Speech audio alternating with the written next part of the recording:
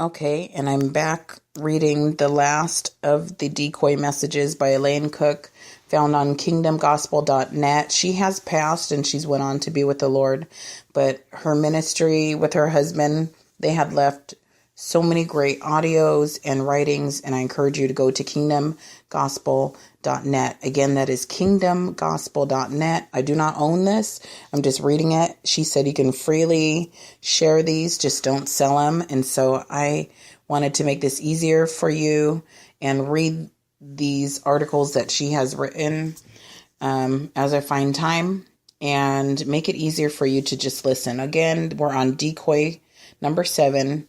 This one, we're about to shoot down a sacred cow. Decoy number 7, the end of the world. Okay, here we go. Oh, what fear-mongering there has been about the end of the world. Both Christian and unbeliever alike have predicted the end of the world ever since it began. Yes, there was an end of the world in Noah's time, but it was not the end of the planet Earth. 2 Peter tells us, whereby the world that then was, being overflowed with water, perished. Yet we still live on the same globe, which is reserved unto fire. We need to know what that means so that we may walk before the Lord in peace and acknowledge that he doeth all things well. The judgment upon the earth in Noah's day was simply the end of an evil order. The Lord cleansed the earth to bring in a righteous order through a faithful seed who would hearken to his voice and obey it. When the ark settled down upon Mount Ararat, which means the curse is reversed, it figures our sinful nature being judged and shows us being brought into a new world wherein dwelleth righteousness. It refers to regeneration, the new birth. The flood waters washed away all the evil, and the same waters preserved the righteous. It was believed that in our day the world would be burnt up and destroyed by fire. Literally. If we look at the example of Noah, we see that God did an outward work of cleansing the earth, yet the earth remained. In our day, I believe it shall be an inward work of fire. For since Jesus came, his dealings have been wrought inwardly in the soul of man. And when God said he would send judgment, he said he would begin at his own house, at his own family. We have seen this happen for a number of years now. That judgment has begun at his house. His children, who desire more of him, have experienced the burning up of the dross in their lives, the things of self that are opposed to his nature. Yes, the fires have burned hot, but it has been good, for his children are looking more like Jesus every day. For when thy judgments are in the earth, the inhabitants of the world will learn righteousness, Isaiah 26:9. That is God's way. He is not out to destroy his people. He is out to cleanse them so that they might be partakers of the fullness of the divine nature. Jim Al-Spa shared recently, everyone has been looking for a rapture and a taking out without realizing that instead of a rapture, there will be a transfiguration, a coming in of Jesus. This old world is going to be renewed and put under Jesus' feet. Each of the patriarchs in Genesis represents some stage in our spiritual walk. From Abraham, the man of faith, we progress to Isaac, the spirit of sonship. At that stage, we have the joy and privilege of dwelling at the well, heheh, I cannot pronounce that. Well, Heroi, the well of the life of vision. That means that we are now able to see the plan and purpose of God. When we see that, we no longer think in terms of, quote, the end of the world, unquote. We understand that God is not going to destroy the planet or its people because of their wickedness. He promised not to do so. But as in Israel's deliverance from Egypt, he is going to bring in a new order of things, a new ruling order, a new way of life. The former order shall pass away because it has served its purpose and is no longer needed. At the Well of Life of Vision, we are not waiting for Jesus to break through the clouds to come and save us. Neither are we looking to break through the clouds going up because we're afraid of what might happen on earth. Jesus has already come by his Spirit, as he said he would, and he has no intention of taking us out of the world. We are the salt of the earth, and he intends to use us here to show mankind what he is like so that they would desire to be like him. The translators use this word world when it is actually the word age. Yes, one age of God's dealings passes away and is replaced by something higher as we come into an increased knowledge of him. It was necessary for mankind to experience the age of the law, to understand what sin is and what the nature of our God is, and to realize that we are unable to be like him, and we are unable to keep his righteous laws in our own strength. The law prepared our hearts to realize our need of a Savior to redeem us from the bondage of this flesh by a birth from above. For the law was our schoolmaster to bring us to Christ. Andrew Jukes says, God alone of all teachers has had two methods and must have them, namely law and gospel. These appear opposed, for law condemns while gospel justifies, each to meet one part of our need in the devil's double lie. For man is yet held by both parts of this old lie, that God grudges and is untrue, and that man by self-will may be as God.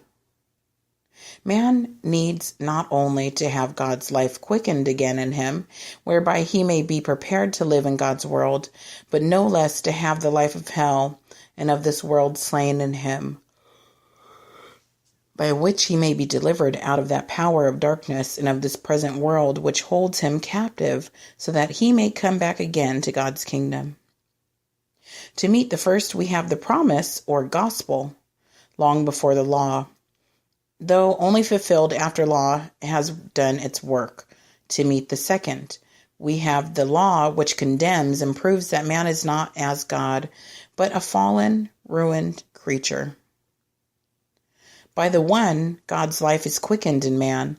By the other, through present or future judgment, the hellish and earthly life is slain and overcome. Does not God love? The gospel is the answer. Is man as God? The law settles this. Christ's cross is the seal of both, revealing that God is love, for he gives his Son for rebels, and that man is not as God, but a sinner under death and judgment. While the law condemns and shows what man is, this, quote, ministry of condemnation, unquote, needful in its place, is not and cannot be God's end. The gospel, the ministry of righteousness in life, is God's proper work, and therefore remaineth while the law is to be abolished and done away. The epistles of St. Paul will prove that the ages are periods in which God is gradually working out a purpose of grace, which was ordained in Christ before the fall and before those age times, in and through which the fall is being remedied. So we read that God's wisdom was ordained before the ages out of the very fall to bring greater glory both to himself and to his fallen creature. Then we are told distinctly of the purpose of the ages, showing that the work of renewal would only be accomplished through successive ages. The ages are fulfillment of substance of times and seasons of the sabbatic year and jubilee under the old law. The law in all its times was a figure of the gospel ages. The prophets also show us how God's purpose is in a latter age to visit those who are rejected in an earlier one. See Deuteronomy 23 verses 3 and verse 6, and also see Jeremiah 48 verse 47.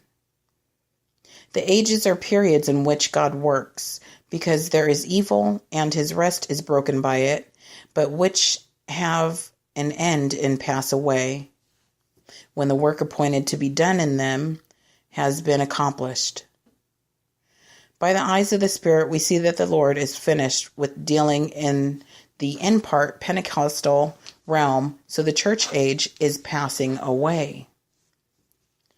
It is time for the new age of the kingdom, when the fullness of the Spirit shall come to those in whom the fires have done their work.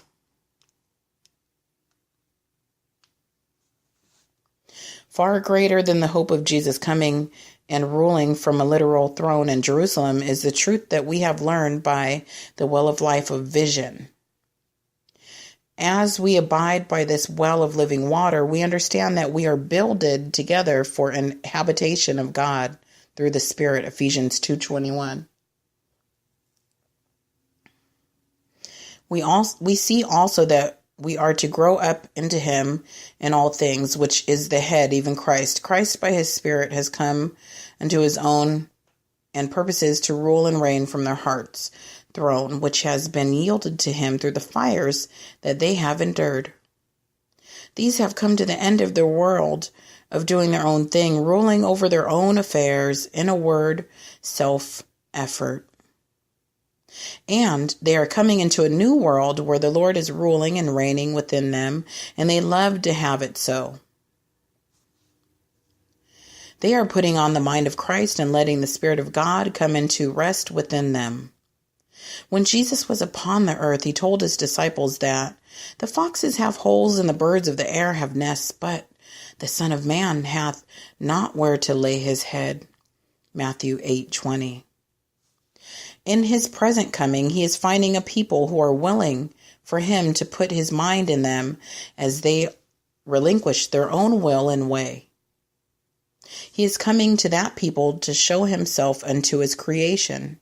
Their own world of Pentecost has ended, and they have entered the world of tabernacles, where the Lord enters into his rest in them and rules from his throne in them. When we understand that God's purpose is still to make man in his image and likeness, to work in him his nature, then we know we have confidence that earth and mankind shall remain until his will for them is done.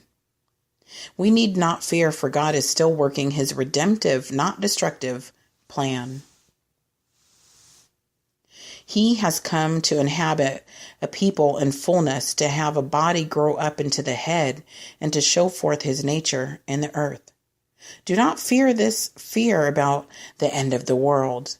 Know that God will work until he has brought all his creation back into a right relationship with him.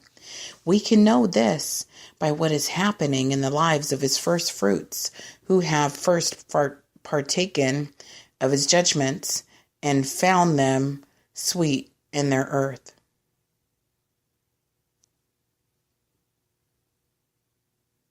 This was by Bill and Elaine Cook, and it's on kingdomgospel.net. And okay, so I read 2 of these articles tonight, and I'm going to stop because I'm going to get tongue-tied. And that is really the whole of the 7 decoys that she had written about. I have just finished decoy number 7. It talks about the end of the world, so it's like a sacred cow we got to shoot down. And Elaine Cook shared the revelation that God's shown her and has given us verses to back it. And so, anyway, thank you for listening.